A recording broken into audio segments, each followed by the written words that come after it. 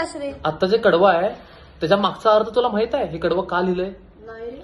तर 1972 साली महाराष्ट्रामध्ये भीषण दुष्काळ पडला होता. अक्षरशः उपासमारीची वेळ आली होती. मग लोक काय खात होते?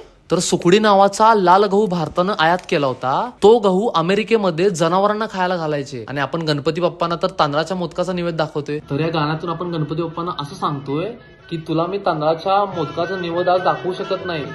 जो काही निवेद दाखवतोय तू स्वीकार कर आणि हे जे संकट आपल्यावर आलेलं आहे ते लवकरात लवकर तू दूर कर. आता हे तू कडवायला आणि आता तुला त्याचा अर्थ पण कळेल. नाव काढून पोतांदुळाचे केले मोदक लाल गव्हाचे, हाल ओळख साऱ्या घराचे, दिन येतील कारे सुखाचे, सेवा जाणून गोड मानून द्यावा आशीर्वाद आता